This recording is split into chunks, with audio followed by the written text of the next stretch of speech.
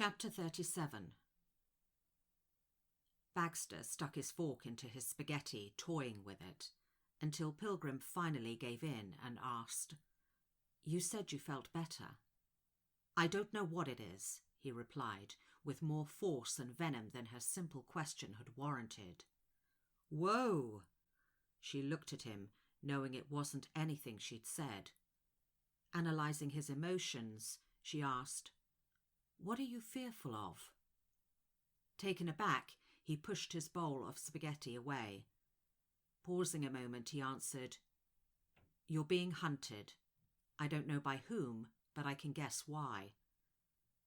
She took every word he said seriously. "People have gone after us before." "This is not us, it's you," he stated solemnly. "This is destruction, distilled by will and sharpened by ambition. I know it." Pushing his plate back, he rose and began pacing. His conviction caused her natural defense system to engage. Without warning, the hue of her eyes darkened. Before he could prevent it, she entered his mind. She felt his anger, fear, and purpose. His breathing deepened as he felt her presence move through his thoughts. She forced herself to relax, releasing him. "Forewarned is forearmed. Whatever this danger represents, Baxter, we'll deal with it," she said gravely. "It may have escaped your attention, but we've been getting our arses kicked out there. We've done the life or death situation," he said. "It won't get as bad as all that. You know I can handle it." "I'm sorry. Who was that was laid out for 4 days?" he pointed out derisively. "You've got to expect some fallout. It's the nature of our business." "Whatever this is out there, it's got nothing to do with our business. You know that," he stated. "I understand that chance meeting with Phelps has shaken you," she said. He stared out of the window, not uttering a word, in case she picked up on anything from him. "I'll deal with him later." She had a rethink. If this was something different meant the Titans were involved. She could guess what they had in mind: her capture, possible torture, and then a prolonged existence under the microscope. It wasn't that this was a revelation. It was that sometimes, just sometimes, she wished she could be left alone to live her life. "I'm going to be extra vigilant," she assured him. "That would be a good start. We've become complacent. The business, your relationship with Hansford, all these things take our eye off the ball. We can't afford that." The weight of his words reminded her of her duty to him, to herself, and everything around her. He knew better than anyone how heavy their responsibilities were. If the Titans had had their way, 90% of the population would already be carrying the last of their genetic line to their end. The diversity of the planet's human gene pool drained dry to be supplanted by the Titans' race. "I won't allow them to get access to me if that's what you're afraid of," she said. "You're not invincible. Your recent illness is testament to that. I believe it was just the precursor." "You worry too much," she said, trying to allay his fears. "I've had reason to. Personally, I don't think I worry enough. There are times when we can relax. Admittedly, those times are few and far between. I get that and accept it," he said. He knew he was fighting a losing battle in making her acknowledge her own vulnerability. He decided to diffuse the conversation. "You're right. Perhaps I'm just overreacting." She realized there was nothing she could say that would convince him. She reminded herself she'd chosen him to be her moral compass. His character lent a sobriety to their lives that before had been seriously lacking. She began to postulate what imminent dangers there might be for them over and above the normal mayhem that ran through their lives.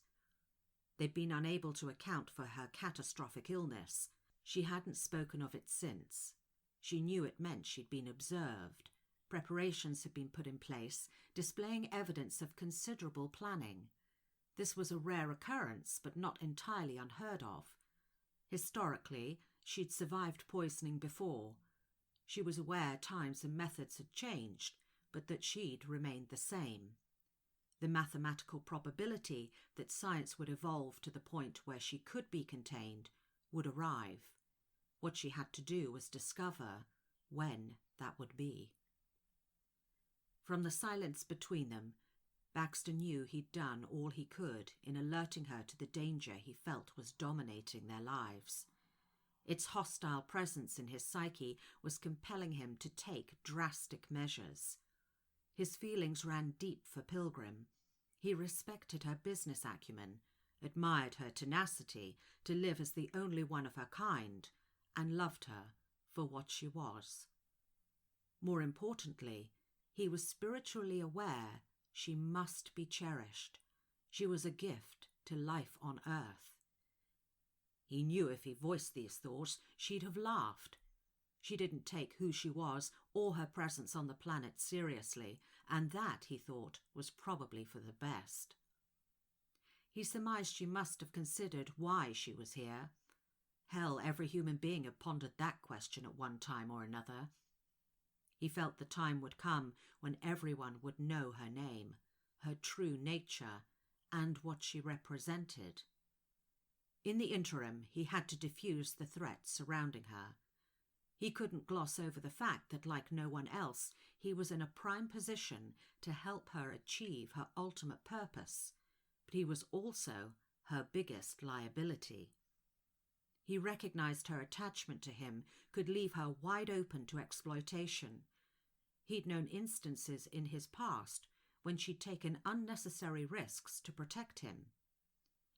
He made his mind up in that instant that he would distance himself from her, keep her pacified enough to identify the point of harm and annihilate it, or die in the process. After lunch that day, he'd taken off with the express intention of planning to draw away whoever had been assigned the task of incapacitating her. It hadn't been as hard as he'd first imagined. He needed information, and he knew where to get it. Mr. Phelps. But he wouldn't make the same mistake twice. He'd known all along that Phelps was psychotic. He just hadn't anticipated to what extent. When he'd called, Phelps had been worryingly helpful before hanging up. His name is Dreadnought. You'll need to apply extreme prejudice. Phelps had smiled to himself afterwards, knowing this was going to be one of his greatest triumphs. Of course, he'd have to intervene and take Dreadnought out first. After all, Baxter was his. Baxter had taken this piece of information with considerable circumspection, but he was certain it was either Phelps or Dreadnought that had been tasked with Pilgrim's abduction. He'd begun by deliberately spending more and more hours away from La Amethyst. It tore at his heart to be away from Pilgrim, but he couldn't risk her discovering what he was planning to do. He told her he was working on something personal and needed some space. He'd flooded his mind with all manner of mundane matters to placate her doubts when he felt her at the edge of his consciousness. He'd searched out old friends and acquaintances, followed leads, and ascertained Dreadnought was a Titan scout, with potentially as brutalized a mind as Phelps. He'd found it plausible and disturbing. He'd begun a habit of taking pills to relax him and mask his mental state. Baxter set about identifying his fears to lessen the danger to anyone associated with him should he find himself being tortured to death. He thought about anything he could give up that might strengthen the position of his attacker. To his surprise, there wasn't much. Finally, he'd mentally accepted he wouldn't get out of this alive. That realization had taken some time to digest. He wasn't ashamed of the silent tears that he'd shed for the life he might have had, but he mourned the short time he'd been allowed to share with Pilgrim, and it crushed his soul. He then forgave himself the destruction that he predicted would be taken out upon his body. It would be a small sacrifice, which would buy her more time. Once he had moved past these eventualities, he set about how best to lure his attacker to where he would gain the best tactical advantage and try his best to kill him. He couldn't be certain which one of them it was. After considerable deliberation, he decided to lay a trail of breadcrumbs in the form of bogus emails, communications, and plans. Within 2 weeks, Baxter was ready and boarding a flight to Canada, certain in the knowledge he was being followed. He would lead whoever it was to his destination, the remote and inhospitable Canadian Rockies. It might be weeks, or hopefully months, before either the Titans or Pilgrim would become aware of what had happened. By then, he would have achieved his purpose in tipping the balance in her favour. He arrived in Canada with a measure of satisfaction. He'd confirmed someone on his cyber periphery accessing the information he'd planted. He was being followed by his killer, and they now believed Pilgrim was going to join him. 3 days later, in the dead of night, Baxter found himself sitting 40 feet down a ridge in the Canadian Rockies when he heard the unmistakable sound of footsteps behind him.